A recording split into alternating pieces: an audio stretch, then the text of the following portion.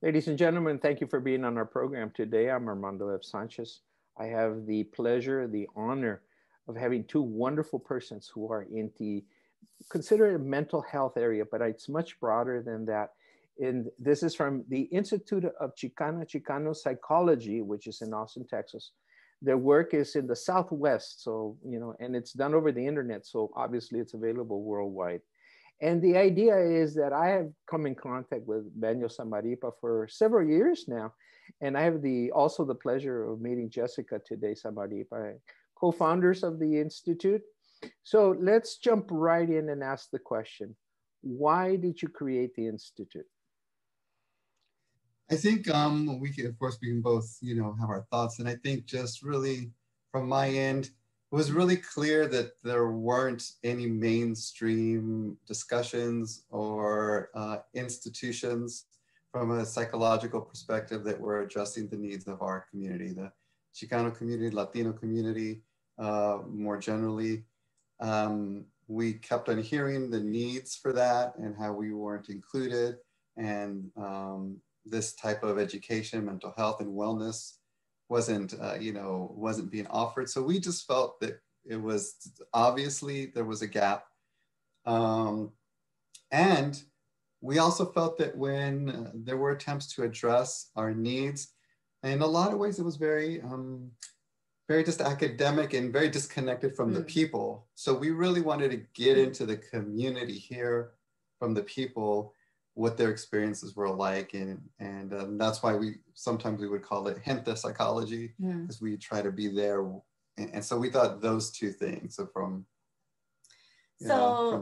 what I'm remembering. So Manuel is a psychologist, right? So he comes from that perspective, and most of my work has been community work. Latina Mommy in 2001, for all the years working with the kids, trying to just learn leadership skills and realizing that the fact that we were getting several kids over to the washateria, after school, and then getting that done, and then taking the bus home, and then making the food, and all of that, leadership skills, right? So trying to figure out, where our voices were valid.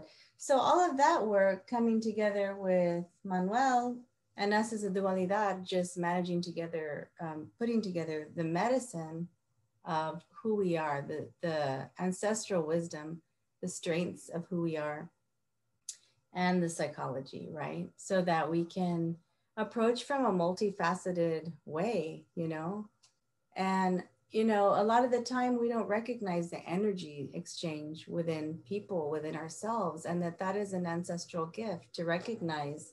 So when we take the time to unpack it all, pause, understand what's the energy exchange between, you and your partner, you and your children, you and your job, your career, what is happening there? How is that flowing? Then you can just begin to understand in multiple ways about how you're moving through this world to rise up and strengthen the family from my perspective and each of us individually. So that is why we saw these needs. We saw these spaces where there weren't, this fertile reconnecting. And so we did that. Now, Manuel, when you were doing your PhD and working on your doctorate, were you at that time already thinking about the need for this kind of an institute, or did it sort of happen after once you got into the field? No, this was when I was, definitely when I was doing my graduate work. In fact, it started even earlier when I was doing my undergraduate work, and I was doing some type of research for something. And in the library, I came across a book. This was the early 90s for me. And I came across a book that was titled Chicano Psychology. Wow. And the first time I'd heard that, I had already been interested in history of, our civil rights, Mexican American history, social justice movement. I've been interested in all of that and psychology. And I always wondered, I never see those two connect. So I was just, okay, well, we'll just keep going. And the moment I saw that book, that was the moment that I can look back on that led me all the way to this path. Because then I'm also a student of the history of Chicano psychology. So when I saw that, I realized, well, which was published in the 70s, I realized, well, people were already doing this before. How come this is the same thing in all of the fields, right? And all Latinos know this. How come we never heard of this person or this movement? Right. So same thing in psychology. I had never heard of all these Chicano psychologists, all this research they had done. And since then, I started getting to know all those people, reaching out, finding out the work they did, and then wanting to move that forward in the work. And then it turned out when I connected with Jessica, she said we had this passion for the wellness of our community. And so then that's when it culminated as a reality, is when we started working together. But I had always, you know, this is a lesson of not putting things off, right? Where I was like, I just had this dream and I would talk to her about it. And I was like, we need this institute, we need this to happen for years and years. And she was like, well, let's just do it, you know? Yeah. I had envisioned a building and a staff. She said, no, just. That's more, you know, right? Western Eurocentric, you have to, no, we just create the energy, right? And then build from there. Look how transformational it was just for you to make that one connection with that book. Yeah. It just changed the trajectory of everything, right? That's really cool. So you started with one mission at that moment. Let's go back a little bit of the history. That moment, where is it today in comparison to that? Today it's millions of times further along than I had imagined, you know, and again, not in the traditional ways. You know, we don't have a brick and mortar now. We're a different society, you know, we connect virtually. But even before COVID, we had connections in the communities that give us spaces to meet. So where it is now is we are really addressing topics that we've always wanted to address, and that in our, you know, connections with the community, they wanted to address. So we have community platicas, you know, we had them in person and now online, talking about like what it's like to be a Latino brown teenager, what is it like to raise a Chicano family. And then we did recent ones on our connection to death, you know, with everything that's happening, our ancestral and spiritual rituals about death. And we did Raza and Trauma. We did a Raza and Trauma, the way trauma connects to us. Addressing our issues in our parenting. We're going to do a couples. We're going to do a couples retreat, you know. So it's come to a place where we're getting people from all over the world in our virtual, you know, community platicas. And then we also do professional trainings as well for those mental health and educational professionals as well. And sometimes they, you know, we can combine them, but there are definitely two different sometimes tracks to address more specific things. So so we also have been invited and really talk with a lot of clinicians as well, and how to be even Latino. They're almost all Latino clinicians saying, I've never got this before. Yeah. I've never, you know. Never came across that one book. Yeah. Good thing. So. Let me ask the question also, because this is the Institute of Chicano Psychology. So let's talk about the Chicana side. How do you bring that into the need for wellness? Oh man, you're asking me a question that involves the cosmos, our connection to our Nana Mesli, which is our grandmother moon, connection to our bodies, the sacred cycles within our bodies, the fact that we, you know, bring life, right? And that we have been historically and contemporarily still separated from our power, right? We have been told we are lesser than, we have been told, you know, our voices have been muted. So, I mean, we know, right, all the ways. So the role of women in our community is tremendous, tremendous. It's not anti-feministic to talk about our motherhood, to talk about, you know, our connection with our family as power, and to recognize, of course, the great, tremendous contributions that we're making in academia and in every professional field. It just begins, though, right, with a connection to ourselves, believing our voice, believing that we have that power, believing that, like I said before, you know, the fact that I can take the kids to school, you know, get the house, you know, try and do this, do that, and make the food and make that joyful connection in the family. All of those things have been undervalued, right? So connecting us to the power that we have within and the powerful role within our family, I think is a good starting point, you know, and then giving us too that knowledge, that understanding of, you know, my teenager is yelling at me and being disrespectful.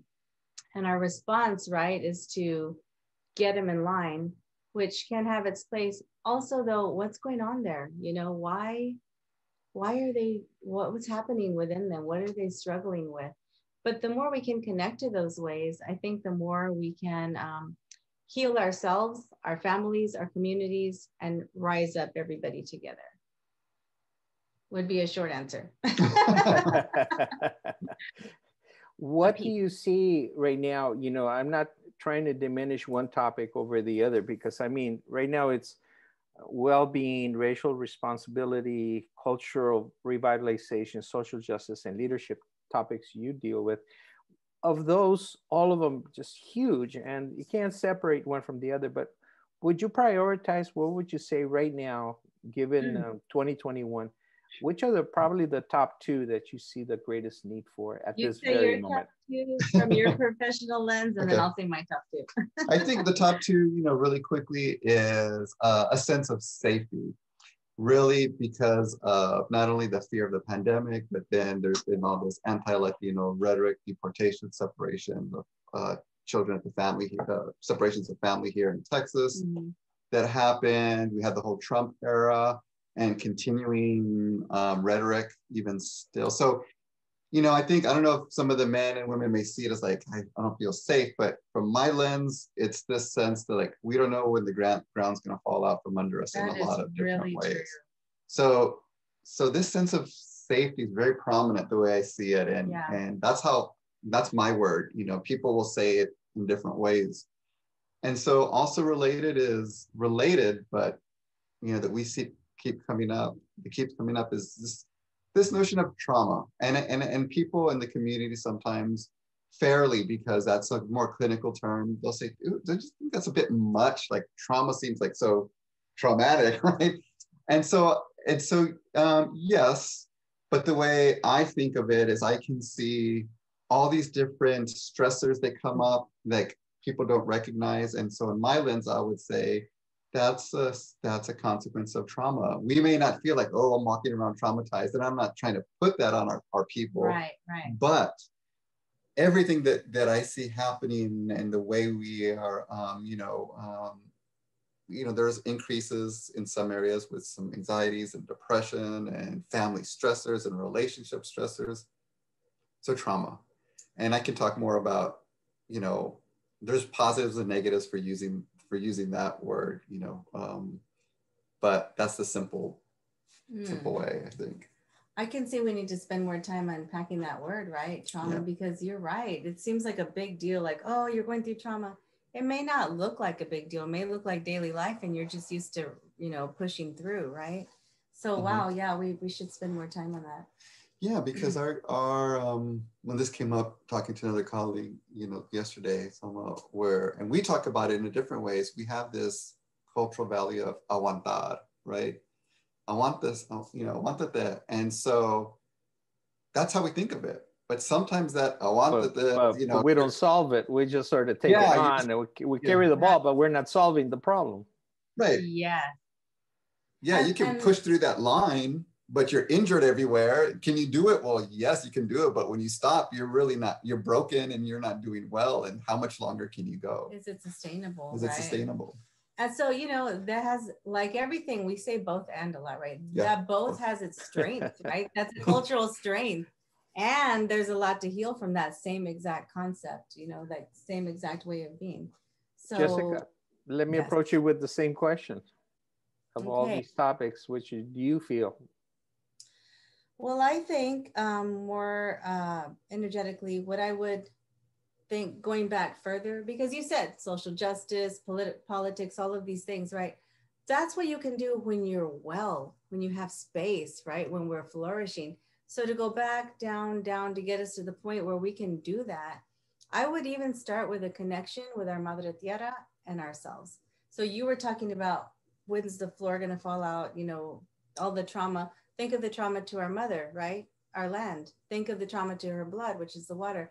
All of that imbalance, it affects our bodies. It affects our beings. You know, we don't realize at what level that all of that stuff that we've done to our madre, you know, affects us too. So that deep sense of safety, I think, is connection to the land as well, right? Mm-hmm. So when we feel like we can plant and have healthy food, the land's not depleted, that the water is clean, I think we can take a deep breath, right? And I feel like that's the very beginning of where we start. You're talking about environmental justice. And, and the body, okay? And wellness. Wonderful, wonderful. But connecting to the body, to the wellness, to the mental health, to the balance, yes. You know, that's why we're unwell, I think, too, even mentally, the inflammation in the brain and the body and all these things that affect our mental wellness. I feel like it's all related and we need to start at the beginning. Yeah. One thing that you remind me, Jessica, is that about a couple of years ago, I started trying to understand mindfulness. And that was very foreign to me at that time. And as I remember saying, you know, if you don't take time to heal yourself, you're not going to move forward very fast.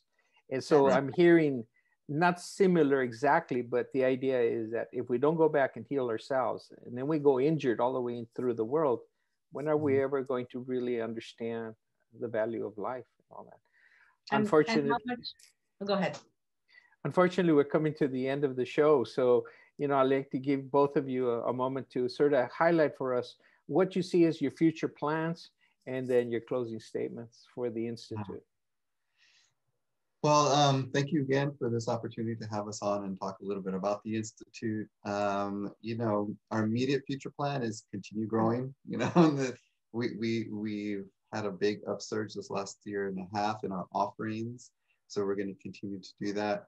One of the ways we've expanded is offering courses, outside university courses from the Institute on Chicana, Chicano, Chicanx psychology, and so the different areas that focuses on. We're expanding in terms of offering the types of trainings we're going to give in terms of series. Instead of, we've been doing a lot of one-shot deals for people to come in, and where people are asking for more longer experiences, so we're going to move in that direction. And we hope to also, you know, reduce this experience of like, wow, I didn't know that was out there. So we're hoping partly to begin to train others in the field from our models and our ways of doing it from the Institute, so that we can go out and spread the good news, so to speak. The good news of wellness, Chicano wellness. Good news of Chicano wellness, brown wellness, Raza wellness. Yeah. Absolutely. I probably missed a couple of things this time. But, there's a lot of things. We're also including a Calmeca, which is you know, the word for school, like school for professionals and school for community, and then school for kids, right? To reconnect with the native identity, because we are native, right? We're Anahuac people from this land. So reconnecting in that way is important. And I really want to focus, as you're thinking more on the bigger scale, more on the small, like the gardening, the getting the seeds, the planting the seeds, the weeding on the individual level, right? So that we do that work within ourselves. And then we'll have the strength to tackle the bigger things, right? Towards our wellness and our flourishing and our social justice, so that we rise up together. You know, it's an act of resistance to raise a healthy family if you're a BIPOC person of color. And a wellness is an act of resistance as well. So the participants can connect through your sessions, seminars. They're offered on the internet. They can enroll, participate, and it's not limited just to the US. It's like you said, it's worldwide. Yes. Okay, great. Wonderful. Yeah, we've got people from Australia, Germany, Canada. Everybody. That's wonderful. And I can see why there's a need to grow as well. So thank God you guys, you know, in a way, that's a positive side to the pandemic. It forces us to use this kind of system. And now we're able to reach out. You know, we've been forced to. So that's a wonderful aspect. Your final statements, and I'd like to offer you the opportunity to share 2-3 minutes of help us heal. Help us heal. What's your advice to any person watching this to heal, given your fantastic experience? Well, you know, if you want to answer psychologically, but I would just like to say the beginning is to trust your voice, your lived experiences, right? To trust that you have value and to start from there. Just start searching, start reconnecting. We've been disconnected through this, you know, like I said, the invasion in the 1500s and this contemporary coloniality in which we exist, right? That champions Eurocentric Western thinking. So just not getting stuck in that and decolonizing your thinking to where you value who you are, your brownness, your wellness, your power, your ancestral gifts. You don't walk alone, right? You walk with your ancestors. So once you start from there, you begin to heal, you know, and the energy exchange as well. So for example, Armando, I'd like to honor you and thank you for the work that you're doing for connecting the community. And when we behave in this energy exchange way, you know, we walk in a good way, right? With your dualidad or with whoever. So we honor all of your hearts that are here, that come to listen and to learn and grow together. Yeah. I think similarly, connecting with, of course, what you were saying is finding ways to reconnect to the joy, the gifts, the wellness that are already present in our communities and our families. We know that some of us come from families that are maybe not functioning as the way they should, and it's easy to see that part. Yeah, for and sure. It's easy to see the things that are going in our community. They're difficult, but at the same time, we need to be able to see the ways in which our community has and continues to thrive. And those are the building blocks. It's not just fighting against the ills, it's going back and building up the things that are already good, because then that stops the ills from coming in. The way we have, you know, building up what is good and what is healthy and what is well.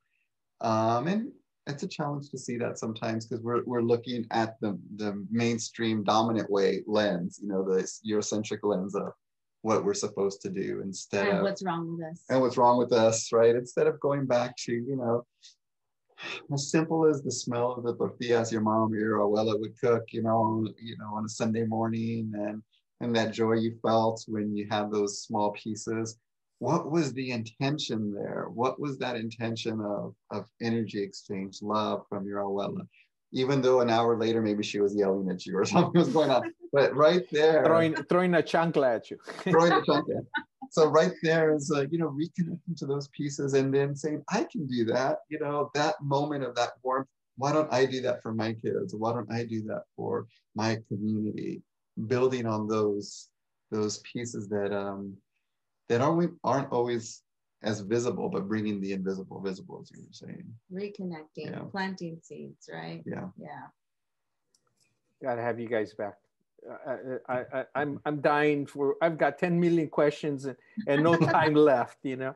But I feel through our interview that you really have a good grasp at the needs of solution and empowerment of our community, and that gives me a lot of hope that what you're doing, and you're sharing it with other individuals who can also carry the message across. Yes. I think un aplauso for both of you. Un aplauso. And for you. And for you too. For all of us. But the idea is I'd like to have you back to continue the discussion and share with us and enlighten us with what's going on.